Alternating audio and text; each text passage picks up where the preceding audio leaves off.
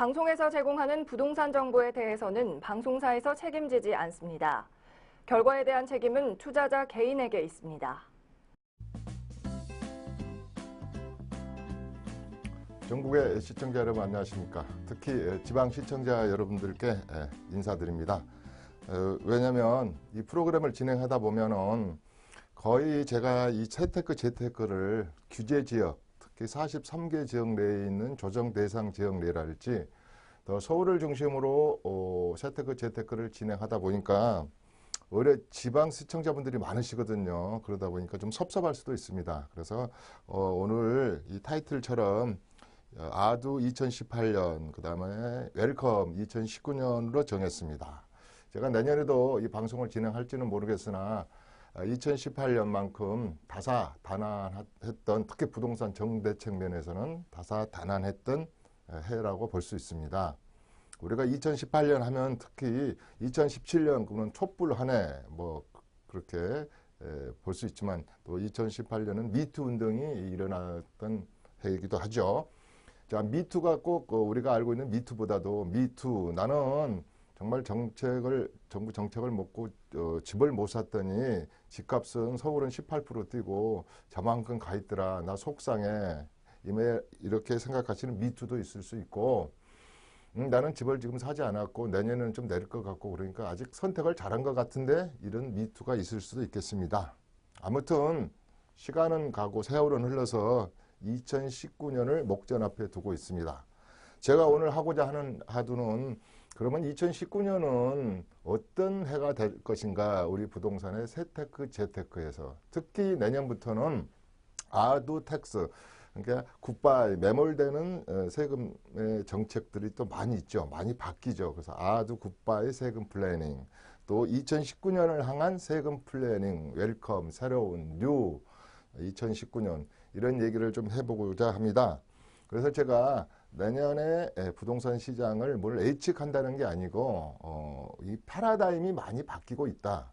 패러다임이 바뀐 것은 정권이 새로 창출될 때마다 새로운 패러다임과 새로운 정대책이, 특히 우리 세금 면에서는, 세테크 면에서는, 또 재테크 면에서 많은 패러다임의 변화가 있었습니다. 역대 우리 윤보선 차기화 대통령까지 해가지고 한 12~13명의 대통령을 거치면서 많은 부동산 시장이 변화가 있었습니다. 약 60년, 70년경에. 우리가 1950년도에 6.25 때부터, 이승만 정권 때부터 생각해 본다 하더라도 한 10단계로 한번 나눠볼 수가 있거든요. 북과 남이 남과 북이 전쟁을 하죠. 그래서 남쪽은 이승만 정권 있을 때 우리가 부산에서도 전쟁 중에서도 화폐 개혁을 하고 농지 개혁도 하지 않습니까? 그래서 남쪽은 일제강점기 때 토지를 몰수해서 유상으로 배분 정책을 쓴다든가, 북쪽의 김일성 정권은 무상으로 몰수해서 무상으로 준다, 이렇게까지들 했죠. 나중에는 뭐 협동농장 만들면서 무상으로 주지는 않았습니다만은, 아무튼 그렇게 해서 부동산 시장이 과거에 우리 조선시대에 있었고 고려시대도 있었지만 일제강점기의 36년 동안이 어떻게 보면 공백기였지 않습니까? 물론 그 전에 고조선 그 전에 46억 년이 됐다면서요, 지구가. 이때는 하나님의 소유였겠죠, 땅이. 그러나 이제 인간에게 땅이, 우리가 그 경계선을 만들고 소유권을 만들면서 많은 희비가 엇갈렸다고 볼 수 있죠. 그래서 이게 1차적으로 어디 토지 정책이 이때는 뭐 수립된 것이 아니고 어수선한 시장이었죠. 그리고 나서 이제 우리가 박정희 대통령, 뭐 물론 이제 윤보선 대통령도 있고 뭐 여러 가지지만, 박정권 시절의 새마을 운동에서부터 이제 정말로 우리가 국토 개발에 들어가죠. 국토 종합 개발. 그래서 처음으로 1967년도에 우리가 투기 억제 정책도 나온다든지 여러 가지 이제 정책을 시작해서 쭉 오다가 전두환 대통령 전까지, 전 대통령 전까지는 주로 아파트라는 개념이 그렇게, 물론 저 공화당 시절에도 아파트는 있었지만은 77년, 78년 뭐 이때까지 우리 특히 여의도에 시범 아파트랄지 이런 것이 새로 지어지기 전에는 땅 테크였지 않습니까? 말죽거리 땅값이 몇 배이 올랐다더라, 뭐 수십 배가 뛰었다더라, 땅 테크였다고 볼 수 있고, 물론 그 이후로도 땅 테크는 지속됩니다만은 이제 이때 가끔 이제 복부인이 출연하고 아파트 시장에 대해서 재테크에 눈을 뜨게 됩니다. 그리고 이제 김이 아니죠, 전 대통령이죠. 그 다음에 이제 네 번째가 김영삼 대통령. 이때 여러 가지 이제 정책의 실명제랄지 여러 가지 이제 금융 실명제랄지 이제 변화가 있게 됩니다. 그래서 뭐 제가 이제 이런 것을 쭉 하시려는 게 아니라 어느 정권 때마다 그 좀 재테크하고 세테크에 밝으신 분들은 굉장히 부를 창출할 수 있는 기회가 있었다. 제가 이 말씀을 좀 드리려고 그러는 거거든요.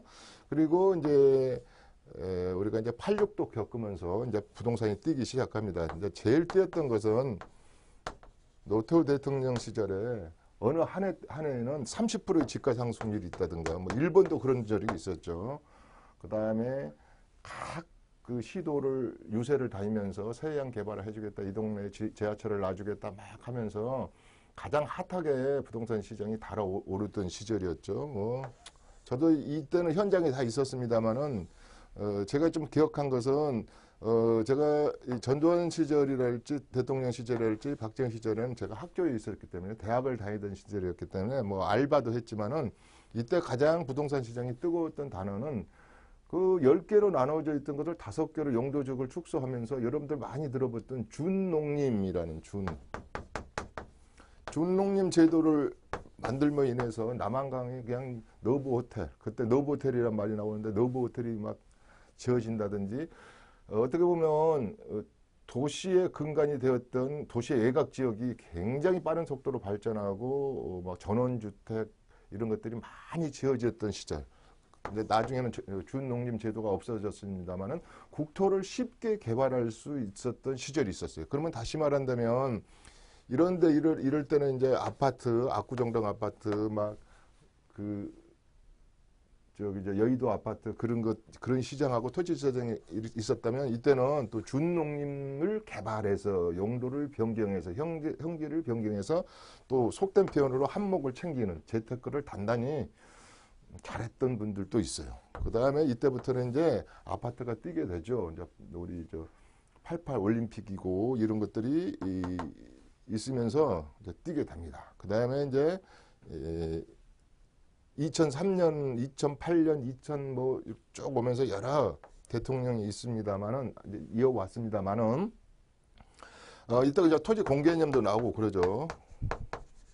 저는 개인적으로 아쉬운 게 올 초에도 여당 쪽에서 토지 공개념에 대해서도 이야기를 하는데 이게 이제 뭐 그 당시 제가 뭐 러시아 톨스토이 그 다음에 헨리 조지 얘기를 하고 뭐 그러던데, 우리가 이거 경제학을 배울 때는 이 지대 조세 이론이거든요. 지대를 가지고 조세를 하는 제도인데, 지대를 땅값을 가지고 토지에 투자해 가지고 땅에 투자함, 특히 토지에 투자해 가지고 거기서 발생하는 캐피탈 게인 그 수익을 정부가 인정하지 않는 제도거든요. 전체로 지대에 대한 조세로 다 흡수해 가지고 다른 혜택을 주면서, 근데 대표적인 게 그런 나라들이 정책이 성공했다고 보는 나라들이 저희들이 공부할 때 지금도 학자들이 말하기는 그런 게 이제 대만, 그 다음에 싱가포르이 대표적이죠. 그 다음에 유럽 같은데,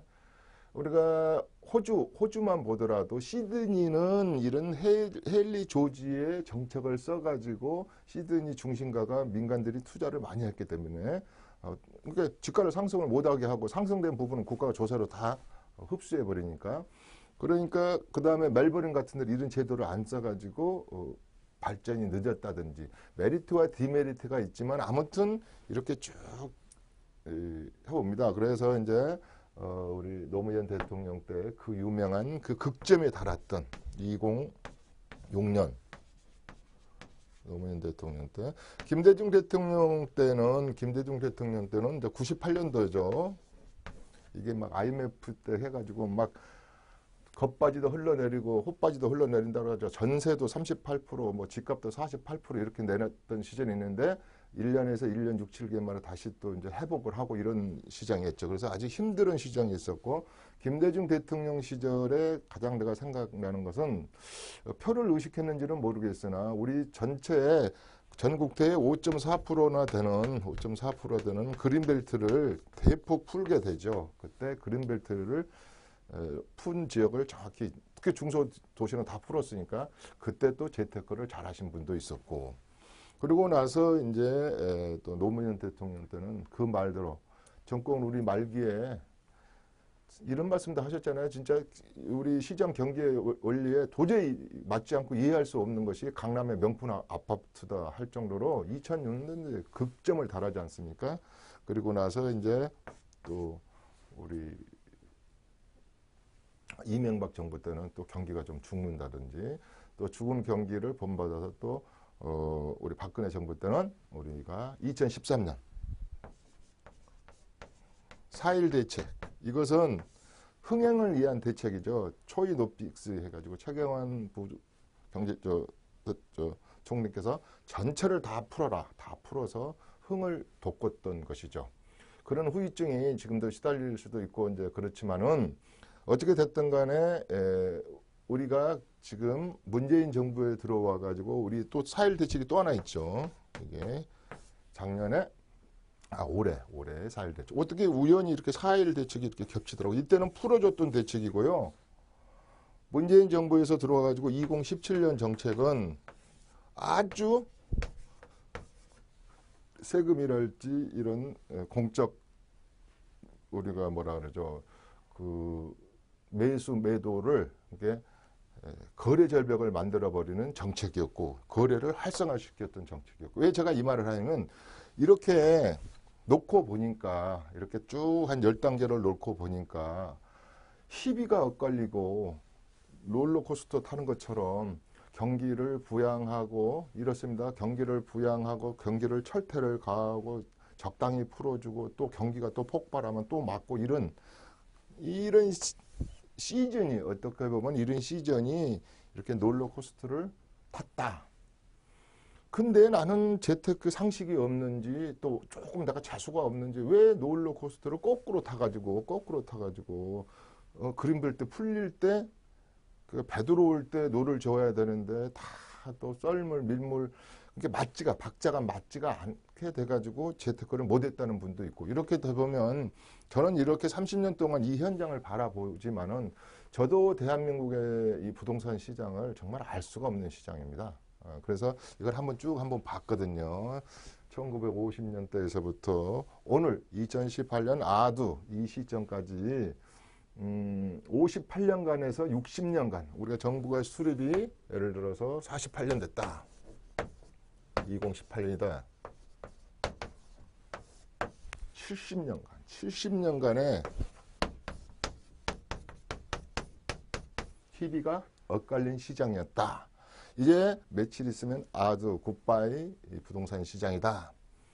탈도 많고 말도 많고 울고 웃고 행복했고 억울했고 집을 사지 못해서 억울했고 또 그 남들은 잘 된다는 로또 분양권이 5번, 4번 다 떨어지고 분양해서 넣을 때마다 떨어지고 어떤 분은 한 번 탁 냈는데 노열층에 좋은 곳이 되는 분도 있고 이렇습니다. 각 지방 집집마다 고민거리와 행복과 불행감 그다음에 뭐랄까 어떻게 보면은 또 세금이 많이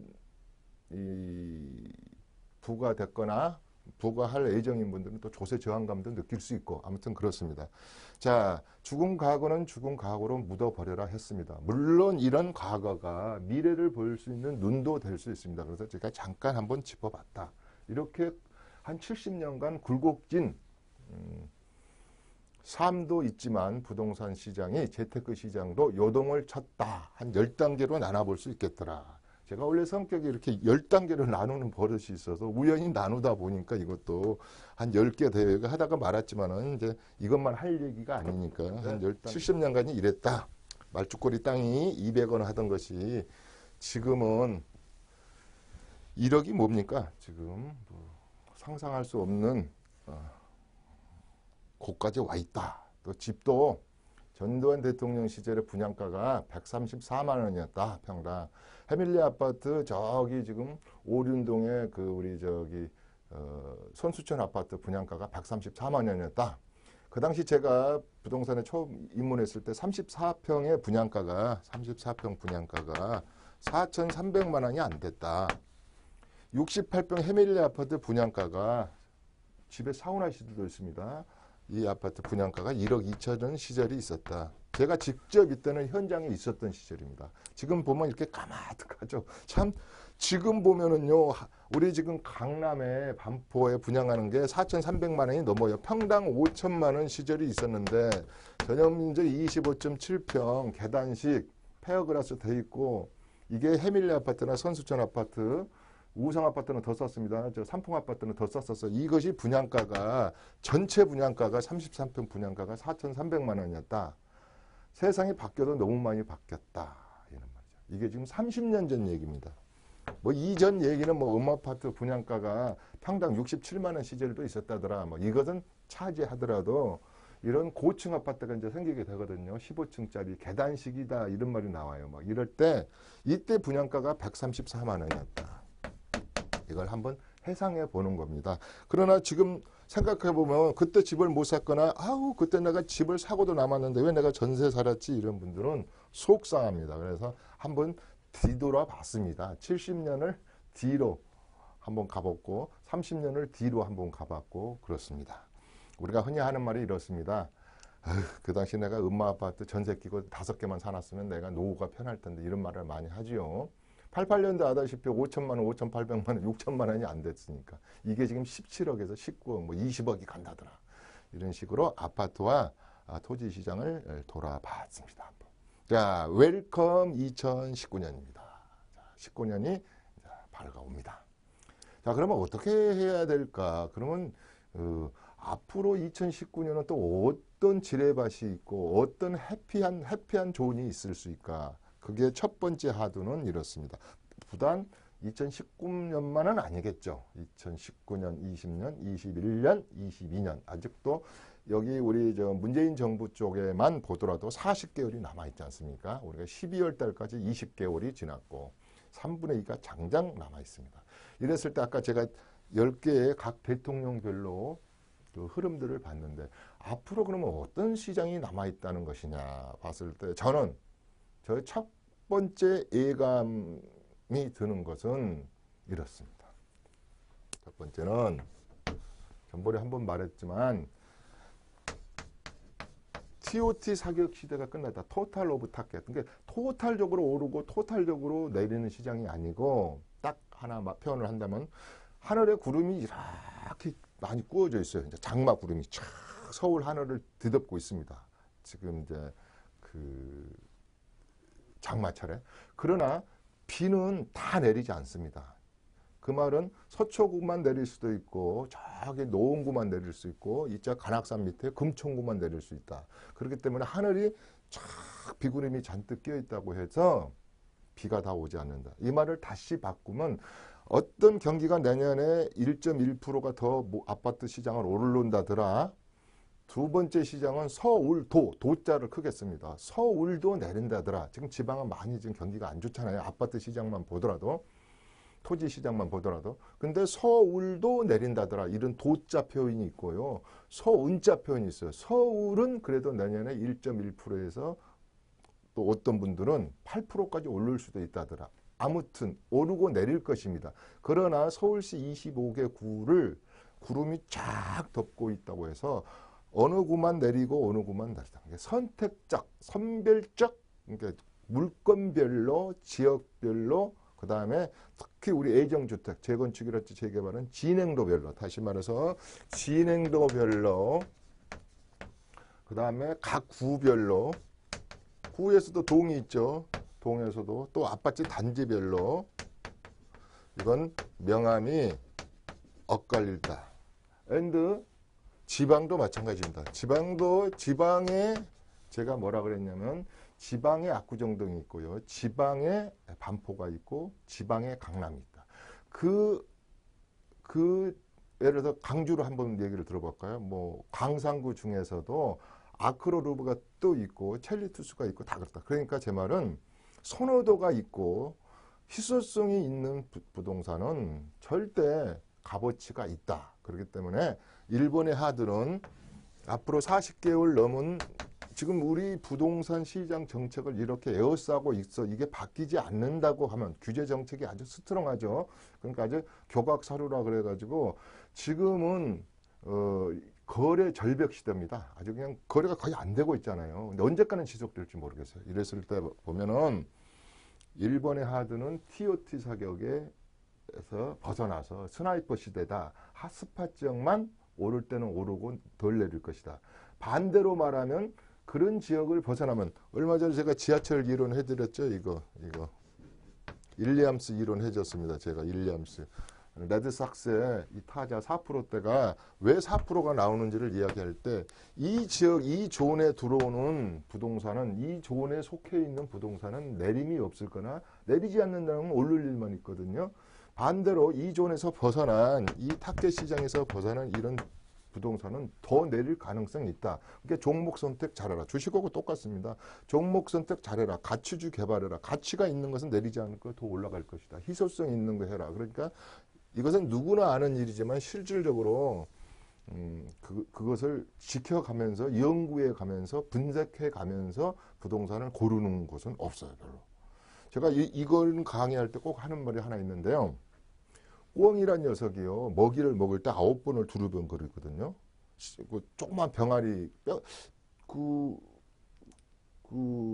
꿩이라는 뭐 꿩보다 닭, 꿩 먹고 알 먹고 뭐 이러는데 꿩을 볼 때 제가 부동산의 이론이 좀 많이 생각이 나요. 꿩하고 알을 다 먹으려면 꿩만큼 알을 보호하는 게 심리가 강한 게 없어요. 막 사람이 옆에 가도 알을 품고 있으면 절대 날아가지 않아요. 그러니까 참 그 모성애가 강하죠. 그러니까 알도 죽고 꽁도 잡고 꽁 먹고 알 먹고 거기서 나오는 거거든요. 그리고 무슨 모기를 하나 먹으려도 9번을 두리다보면서 먹잖아요. 그래서 제 말은 우리가 꽁처럼 되자는 게 아니고요. 꽁의 습성을 보더라도 그러니까 그만큼 케어풀하고 의심을 가지고 그 다음에 골라서 선택을 하자 이런 뜻입니다. 그러니까 꽁을 담자 그런 뜻은 아닙니다. 꽁 먹고 알 먹으면 좋죠. 다시 말해서 뭐예요? 부동산에서 수익률도 올리고 캐피탈 게인을 또 이거 시세 차익도 노리고 그러면 꽁도 먹고 알도 먹잖아요. 근데 반대로 꽁도 못 먹고 알도 못 먹는 경우도 있어요. 그 말씀은 안 하겠습니다. 그래서 요 핫스팟 존에 들어와 있는 것은 그렇게 흔들림이 없을 거다. 내년에도. 자, 두 번째 토지 시장은 그러는데요. 토지 시장 아까 제가 지대 조세 이론도 말하고 헨리 조지는 토지를 토지 때문에 세상살이가 잘 안 된다. 과거에도 그랬었어요. 우리 19세기에도 그렇고 18세기도 그랬어요. 18세기, 19세기, 20세기를 오면서는 더 할 말도 없죠. 이랬을 때 이 토지는 그렇습니다. 제가 이제 전번 시간에도 장기 미집행 우리 도시계획시설이 2000년도 7월 1일부터 완전히 풀어줘야 된다. 약 117배 넘는 여의도 면적의 군사보호시설이 풀린다. 지금 이제 한 3.8% 전국토에 남아있는 그린벨트가 또 많이 해제될 것이다. 또 얼마 전에도 이제 발표했지만은 이런 3기 신도시가 어떻더라. 앞으로 또 더 30개, 25개, 30개를 더 발표한다더라. 이런 토지 시장에 대한 기대감이 많습니다. 근데 저는 여기서 패러다임을 하나 정하고자 합니다. 토지를 그래서 사서 제가 맨날 하는 말이면 맨 땅에 해당 가만 놔둬가지고 세금 장기 특별 공제를 좀 해주기는 하지만 그 10년 보유해야 되지만 우리가 특히 토지는 뭐가 있습니까? 중과세율이 적용되고 있죠. 비업무용 토지에 대해서는 그 다음에 우리가 국이 주소지가 돼 있지 않는 우리가 소득세법입니다. 우리 농지하고 임야 같은 게 주소지에서 30km가 넘으면 경작거리가 30km가 넘으면 그것은 우리가 세법적인 개념입니다. 이걸 잘 착각하신 분들이 있는데 공법적인 개념 아닙니다. 소득세법에서 봐줄 때 30km 내에 있을까 없을까 비업무로 볼 거야 말 거야 이럴 때 하는 건데 이때 토지는 이용을 할 수 있는 토지를 사라. 저는 이렇게 말합니다. 이용 가치가 있는. 지금까지 토지 시장은 뭐였습니까? 가만히 놔두고 나서 세워라 가라 그러면 오른다. 5만 원에 샀는데 15만 원 났다. 뭐 이런데 이용 가치가 있는 토지를 사야 됩니다. 이용 가치가. 이용 가치. 이게 가치 투자하고는 좀 틀린 것 같아요. 그래서 요 말을 한번 하고 가십니다. 토지를 많이 가지고 계신 분들은 지금 섭섭할지 모르더라도 제가 제 사견이라 그랬습니다. 토지는 누군가는 받아줘야 됩니다. 사가야 된다는 뜻입니다. 그러면 특히 저는 이제 일본의 90년대부터 지금 26년간 토지 시장이 흘러내렸던 이유는 거품도 많았지만 거품이 많으니까 내릴 길만 있고 너무 올라가다 보니까 피로도가 쌓였던 것이죠. 그래서 26년 동안 토지 시장이 하락세를 보였죠. 지금도 일본은 토지 시장 그렇게 좋지가 않아요. 아베가 2012년도에 들어와 가지고 컴팩트 시티와 도시, 도쿄에 같은 데 가보면은 우리 이 도쿄역 중심으로 이런 데는 활성화가 돼 있는데 무슨 말이냐면 내 토지를 누가 사줄까? 이 사람이 지금 내 토지를 10만 원에 팔고 사는데 10만 원을 취득세를 내고 이 사람도 5만 원을 캐피탈 게인을 이익을 취해야 된다면 누군가는 또 이렇게 가수요자가 됐든 실제로 이용자가 됐든 이 토지를 타줘야 되는데 베이머 부모가 지금 토지 사겠습니까? 그렇게. 자, 그 다음에 우리 지금 에코 세대가 베이머 부모의 자녀는 에코 세대가 토지를 살 능력이 그렇게 있는가? 토지 사지 말라는 뜻은 아닙니다. 토지는 경제 성장률이 7%, 8%, 15% 이렇게 될 때 일본 시장도 그래요. 중국 시장도 그랬습니다. 그런데 이렇게 3만 불이 돼가지고 앞으로 또 언제 4만 불 들고 5만 불 될지 모르지만 이 젊은 세대들이 그렇게 토지에 대한 욕심이 있을까? 재테크에 대한 욕심은 있을 줄 모르지만 그래서 토지 시장은 내 토지를 누가 사줄까? 한번 경각심을 가져야 됩니다. 만약 내 토지를 지금 한 30만 원이에요. 호가가. 노컬 부동산에서 사모님 당장 30만 원에 팔린다. 그럼 팔리면 좋은데 이 시대의 흐름은 빠르게 변한다 그랬지 않습니까? 그랬을 때 만약 토지를 아파트만 누가 자꾸 살려고 그러고 새 아파트만 살려고 그러고 이 토지를 누가 건드리지 않으면 나는 재산세 종부세만 물면서 토지를 보유하고 있어야 된다는 두려움을 가져야 됩니다. 전국의 토지가 다 그렇다는 건 아닙니다. 이것을 꼭 제가 하고 싶습니다. 그러면 무슨 뜻으로 그렇게 얘기하냐면 일본의 예라들지 이런 다른 나라에 뭐 대만, 싱가포르 말할 것도 없고 들었을 때 나의 토지를 받아줄 그러면 당장 주거용은 내가 춥고 배고파서 들어가서 살아야 될 집이니까 주택은 이 사이클이 길고 수요자 및 가수요자가 그런 대로 언제나 존재합니다.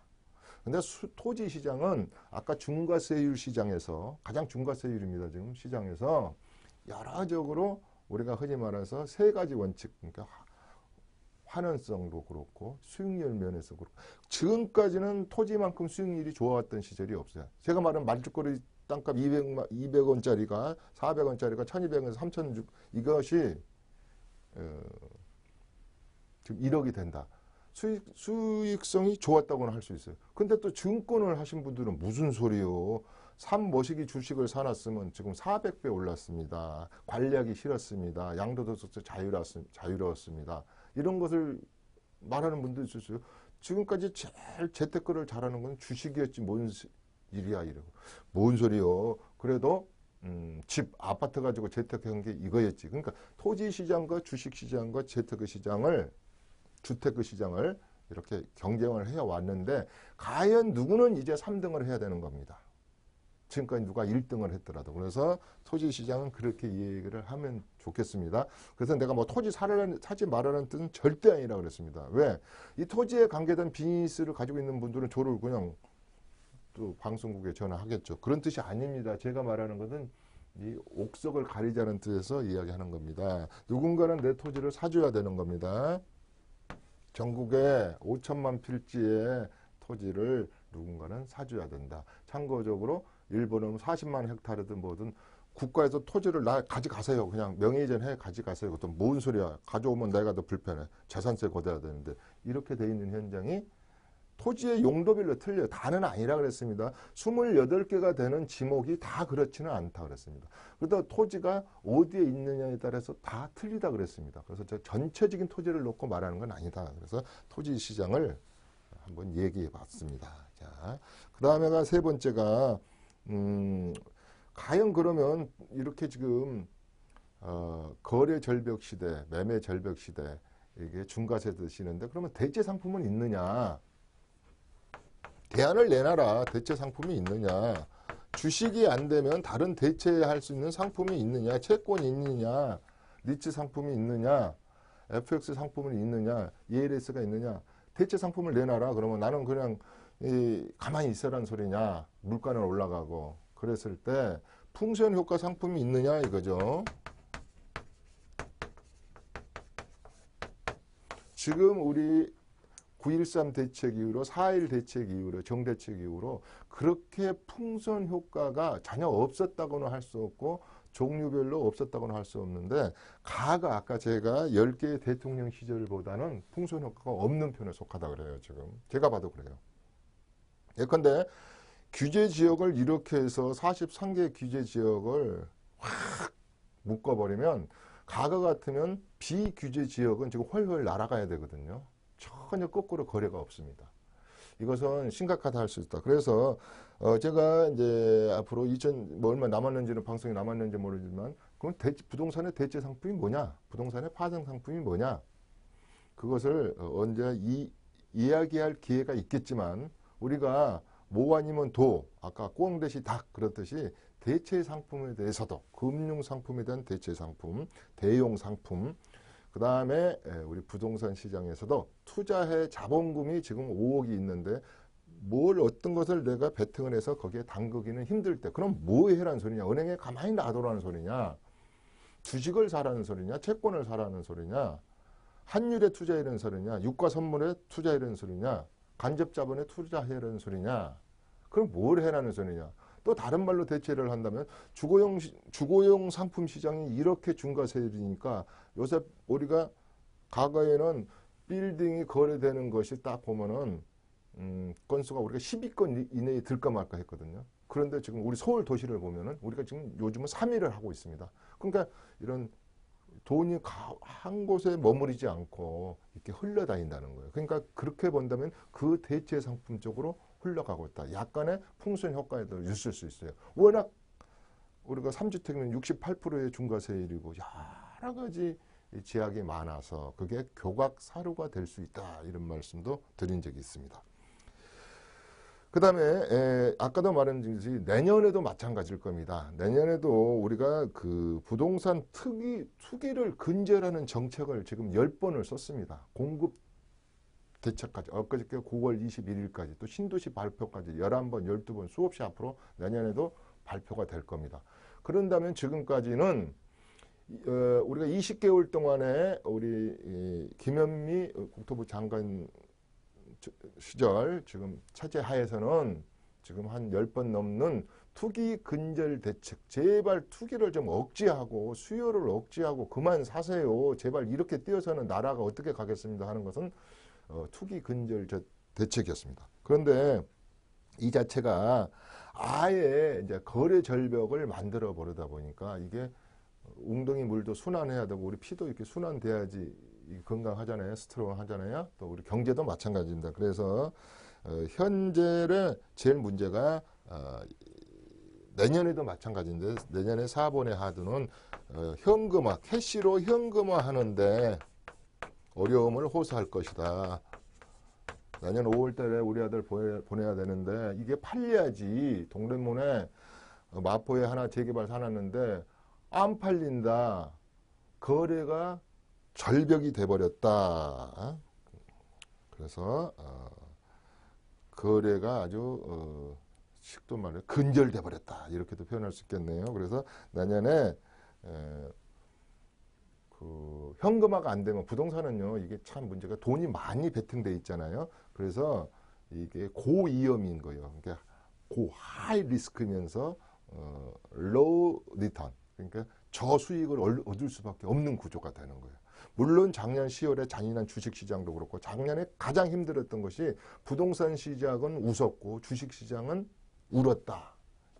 이렇게 이야기들 하잖아요. 그러니까 다 명암이 엇갈리지만 아무튼 네 번째에 제가 하고자 하는 하두는 내년에도 어떤 부동산을 이렇게 거래 절벽과 거래 근절 정책을 중과세 정책을 계속 유지할 것 같음으로 인하여 공급은 제한되어 있고 이러면서 부동산을 현금화하는데 불편을 겪을 것이다. 이렇게 한번 정리를 하고 가겠습니다. 다섯 번째는 항상 그러면 내년에 사이클은 어디쯤 사이클이 갈까? 이렇게 아까도 제가 했지만 어떤 것이 폭등했습니다. 2017년도부터 다시 말해서 정확히는 2013년에서부터 4월 1일 대책에서부터 2013년 후반기부터 폭등을 하게 되는 거죠. 4년 후는 분양권 시장, 재개발 시장, 기존 아파트 시장, 새 아파트는 말할 것도 없고 분양받은 아파트 곱하기 2, 3, 3배 올랐던 폭등의 시절이 있었습니다. 그 다음에 겪은 것이 조금 이렇게 대책을 내다 보니까 투기 반기 대책이 이제 나오게 된 거죠. 이게 올해까지 이제 10번 정도, 내년에도 두세 번 나오겠죠. 뭐 10번이 나올 수도 있어요. 반기 대책이 이렇게 나옵니다. 그 다음에 일시적인 부동산 안정기. 지금이 그렇죠. 지금이 이제 일시적으로 이렇게 그러니까 일시적이든 심리적으로는 꺾였어요. 제가 부동산 투자요법 중에서 심리도 큰 투자요법에 들어가거든요. 주식도 그렇고. 그러니까 우리가 기술적 분석에서 주식을 할 때 심리가 기술적 분석에 들어가 있어요. 부동산도 마찬가지예요. 부동산은 심리다 이런 말을 하거든요. 주식도 마찬가지예요. 심리가 꺾여 있어요. 세금 많이 나온다더라. 종부세 많이 나온다더라. 재산세 많이 나온다더라. 양도세 이거 큰일 난다더라. 이렇게 보니까 일시적으로 안정감이 있단 말이에요. 그 다음에 일시적 안정감은 열심히 마라톤 선수가 41.195 중에서 40km 정도 피로감이 있어요. 아우 나 이제 다리도 아프네. 이 피로감 때문에. 그 다음에가 경제 활성화 대책. 이렇게 지금 이제 교각사루가 있어요. 소가 죽을라 그래. 소가 이제 교각사루. 소가 이제 죽어갈라 그래. 죽어갈라 그래. 이 소가 죽어갈라 그러니까 다시 말해서 그 당시 우리가 IMF 때도 겪었죠. IMF 때 딱 그러니까 이걸 2002년까지 막 이 정책을 부양책을 쓰잖아요. 그래서 그 경기 활성화 대책, 경기 활성화 대책을 쓴다. 이제 아직 이 내년부터 쓴다는 뜻이 아닙니다. 경기 활성화 대책. 과거 정책을 보면 그러면 다시 이제 활성화를 쓰면 다시 폭등이 오잖아요. 그러면 6번의 하두는 제가 이렇게 한 이유는 아까 말한 대로 폭등이 왔다가 투기 방지 근절 대책이 보면 일시적인 안정기를 거쳤다가 경기 활성화 대책을 쓴다고 가정하면 다시 폭등. 그러면 6번은 어떤 하두냐면 이제 좀 제가 늦었고 비근으로서 이춘모의 재테크 재테크를 봐가지고 이제 좀 비기너를 좀 벗어난 것 같다. 그 다음에 새가슴이라 그럽니다. 내 새가슴으로서 또 이렇게 5천만 원도 투자를 못 하는데 이제 재테크도 좀 받고 재테크도 봤으니까 내가 좀 한번 움직여 봐야지. 이때 묻는 말이 미호도 다시 한번이에요. 나에게도 다시 이런 지금으로부터 2018년으로부터 4, 5년간의 폭등기가 다시 올까요? 이걸 묻는 거예요. 많이 물어요. 자, 다시 한번 2013년 4월 1일부터 4월 1일부터 죄송합니다.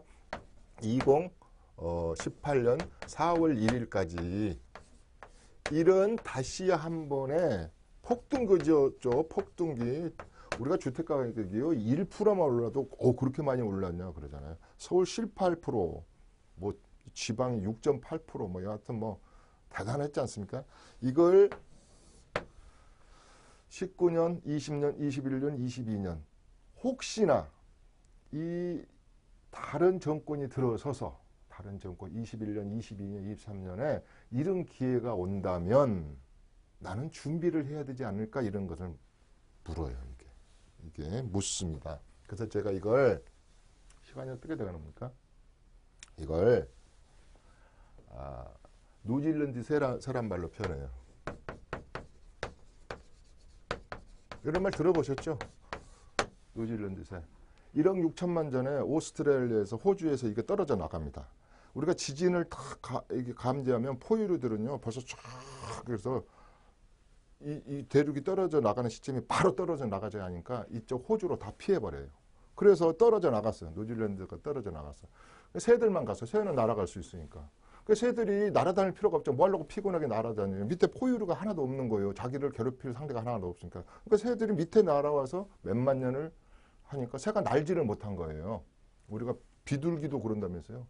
모유를 많이 주면 그러듯이 그러다가 800년 전, 1000년 전부터 유럽이 들어가면서 배에다 포유류를 싣고 들어가는 거예요. 늑대도 들어갔고 개도 들어갔고 그러니까 이게 날지 못하니까 멸종될 거 아닙니까? 이 말은 뭐냐면 이러고 있다가 또 이런 폭동기가 다시 한번 온다면 나만 노질러드 세야 되는 거 아니야? 이런 생각을 갖는 거예요. 그러니까 준비하고 공부하고 항상 깨어 있어라 이런 말이잖아요. 항상 이제 재테크 시대 끝났어. 아파트 그렇게 올랐는데 또 오르겠어. 제가 말하는 것은 안 오른 곳이 있잖아요. 못 오른 곳이 있잖아요. 단계가 낮아가지고 거기까지만 못 오른 거. 지금 경기를 이렇게 부양정책을 쓰든 예컨대 이렇게 투기 방지책을 쓰든 이미 이 주택은 여기 5억에 와 있어야 되는데 개발 단계가 여기밖에 안 와가지고 못 올라 있는 것은 시간이 가고 관리처분이 떨어지고 입주가 들어되고 또 관리처분 예전에 사업식 인가를 받고 이러면 이렇게 가는 거 아닙니까?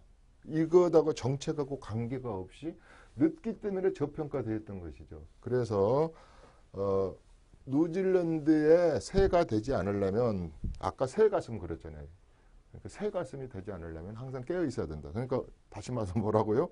제 방송을 끝까지 보란 소리예요. 자주 보사 좋고입니다. 그래서 많이 물어요. 또 옵니까? 그러면 저는 온다고 그래요. 어떻게 오느냐? 아까 부분적으로 온다. 이렇게 온다는 거예요. 이렇게. 이런 폭동의 이런 것은 희소성이 있고 전번에 제가 이런 말 해드렸잖아요. 이게 167만 개 이게 우리가 서울시에 아파트를 다 세보면 170만 채다 간단하게 해야 하면 4년 전에 준공받은 것은 15만 채밖에 안 된다. 여기서도 강남은 4만 개밖에 안 된다. 여기서 앞으로 공급 될 것까지 이래요. 그러니까 다 이것만 원한다. 이 15만 채에서만 살고 싶어 한다. 근데 이런 것이 앞으로 한 30만 개가 수도권 및 서울에 나온다. 이거 투자해야 될 거 아니겠습니까? 그래야지 다음에 뉴질랜드 새가 안 되는 것이죠. 여기까지만 하겠습니다.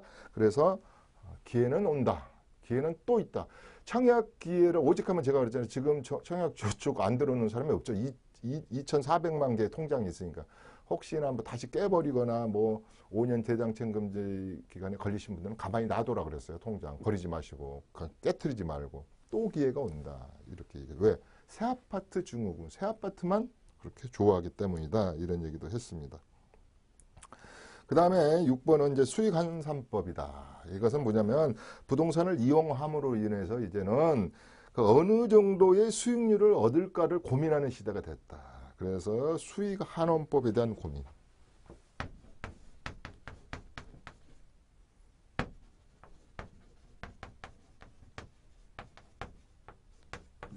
우리 부동산 학개론을 이야기하다 보면 뭐 수익 환산법 같은 게 다 나오죠. 뭐 그러면 이제는 몇 배가 아니라 내 이 돈을 가지고 거꾸로 정산해 가지고 우리가 어느 정도 수익을 얻을 수 있느냐 이런 거죠. 우리가 생산성 다음 시간에 할 게 생산성 부동산인데 내가 인풋을 해서 생산성이라는 게 그래요. 생산성을 확 높이는 게 중요하잖아요. 그래서 아웃풋을 이렇게 해서 생산성을 극대화시키는 방법이 뭐냐. 내가 지금 가지고 있는 돈은 제한돼 있어요. 2억, 3억밖에 없는데 이거를 어떻게 해서 수익률을 극대화하는 것인가. 이거 고민해야 되죠. 그래서 제가 이제 전공이 회계학이잖아요. 그래서 세법을 지금 몇 년째 이렇게 강단에서 가르치고 있는데요. 이거에 대한 것은 다음에 제가 이야기할 때가 있어요. 아직 몇 번이 남아서. 그래서 이제는 다시 말해서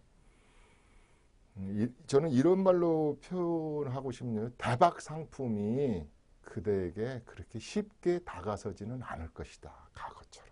이 얘기로 대신하겠습니다. 그 다음에 7번이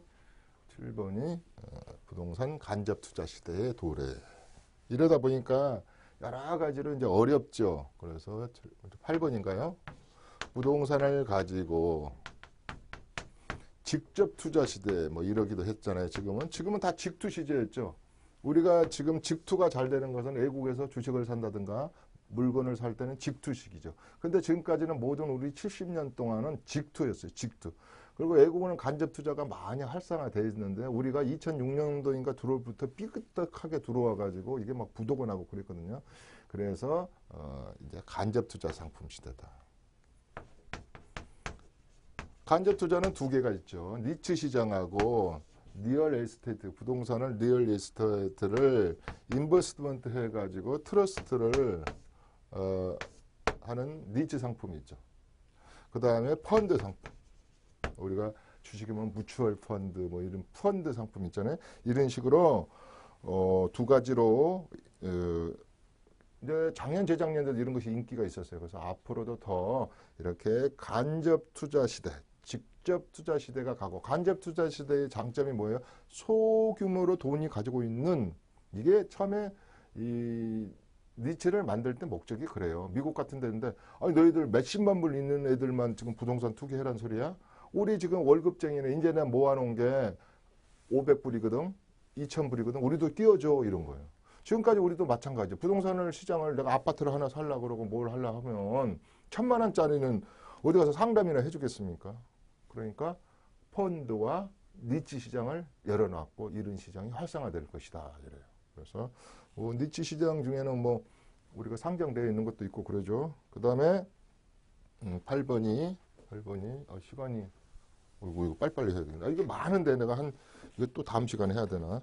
이게 만약에 재밌다고 생각하시면 제가 준비해 오는 것이요. 제가 이제 이걸 책을 쓰려고 자료를 많이 찾고 특히 제가 이제 미국 쪽의 연구 논문을 많이 보고 그래요. 근데 아주 눈이 빠질 정도로 막 어떨 때는 14시간씩 앉아서 그 논문을 찾기도 하고 그러는데 이게 이제 지금 서서히 그 대두되는 것 중에 하나가 8번째, 9번째네요. 이게 후분양 제도하고요.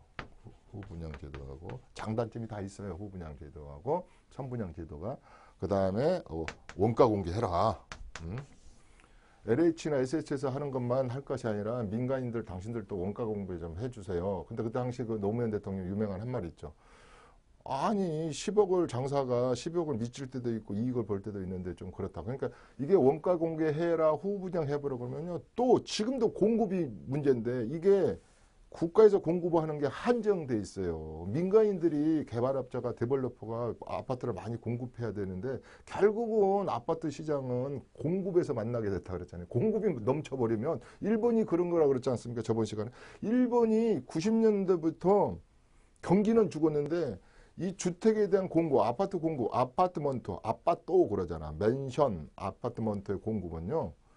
어떤 한 해에는 1990년 6년도인가 제가 막 160만 채 우리 서울에 지어져 있는 것을 한 해에 공급한 것도 있고 막 그랬어요. 그래서 2009년도까지 막 100만 호가 더 공급되고 그러고 공급이 엄청 많았었지. 그러니까 내려가는 거예요. 근데 우리는 지금 반대란 말이에요. 20년, 30년 전에 재고주택이 많아요. 그러니까 노불량 주택. 20년, 30년. 주택 보급률은 100을 넘었니, 104%가 넘었니, 그래요. 근데 만족도 주택, 희소성 주택, 여러 가지 주택은 절대적으로 적은 편에 속해. 그 다음에 인구 1000명당 주택이 몇 세대냐, 이랬을 때 우리가 적고, 앞으로는 인구 1000명당 주택 보유 수가 몇 세대 이렇게도 따진다 그랬지 않습니까? 그러니까 그런 것을 봤을 때 이제 이 부동산 시장이 안 잡혔다. 그러면 후분양 제도나 뭐 원가 공개를 해라 이런 것이 나겠죠. 그 다음에 9번에 가서 상가 및 리테일 쪽 부동산을 좀 하고 가죠. 10번 상가 리테일 쪽 부동산, 꼬마 부동산이랄지 수익형 부동산 이런 얘기를 하면 뭐 상가 잘못 사면 상가집이다 뭐 이런 말도 했고 뭐 어디 뭐 스타필드나 뭐 이마트가 들어오면 방향의 모든 스트로 이펙트 빨대 효과 때문에 전체 다 빨려 들어가 버린다는 것도 있고 패싱 도로가 뚫리면은 그냥 다 스트로 이펙트 때문에 상가가 임차인을 사기가 힘든다 이런 말도 하고 또 상가 살 때 제가 비 오는 날 살아. 물이 모이는 곳에 풍수적으로 좋다더라. 또 어떤 떡볶이집을 열더라도 뭐 아침에 학교 등교할 때도 먹는 녀석이 있나 보고, 하굣길도 보고, 여관 하나 살려면 그 여관에서 모텔 하나 살려면 주유소 한번 해보려면 그 주유소를 12번, 13번 더 가보고 그 모텔에서 40일 이상은 살아봐라, 뭐 이런 얘기도 하고 그러잖아요. 이 상가는, 특히 리테일 쪽 시장은 창업자가 따로 있어요. 내 거지만은 여러 가지 우리가 지금 계약갱신권이랄지 10년, 그 다음에 권리금법이랄지 이런 제약도 있지만, 결론적으로 나가 임대인하고 임차인의 관계는 공동 창업의 관계예요. 공동 창업. 그래서 내가 이런 말 합니다. 상가를 살려가든 검증된 오래된 상가를 사시는 게 낫겠고, 또 하나는 우리 편의점하고 휴대폰 가게를 보고 살아. 자, 우리 SK란데 이런 데서 휴대폰 가게가 제일 잘 되는 데가 뭐 정자역이라더라. 왜 그러는데? 다른 데는 한 달에 50개도 못 파는데 거기는 300개의 휴대폰을 판다더라. 어디는 제가 옛날에 한 번도 해줬어요. 그래가지고 혼났어요. 그걸 자료를 내가 발표해봐라. 1등에서 100번까지 편의점이 잘 되는 데를 해놨더니 그럼 왜 거기가 편의점이 잘 되냐. 그 상권이 다 이유가 있거든요. 자, 제가 10개 거밖에 못하네요. 지금 앞으로도 한 10개가 있는데 또 다음 시간에 하든가 마무리해랍니다. 자, 뭐까지 했다고요? 상가 및 리테일 쪽 부동산에 2019년도에 명함이 어떻게 엇갈릴 것까지 했습니다. 자, 이 52에서 계속 이어가도록 하겠습니다. 오늘 50일에 이춘모의 세태표 재테크는 여기서 마무리하도록 하겠습니다. 감사합니다. 매주 화요일 11시부터 1시까지 이춘모 대표의 무료 세미나가 있습니다. 삼성역 1번 출구 해피하우징 교육원에서 열리고요. 부동산 절세 세무 전략과 보유 부동산 세 판짜기를 주제로 강의가 진행됩니다. 예약 문의는 02-6344-7558번으로 해주시면 됩니다.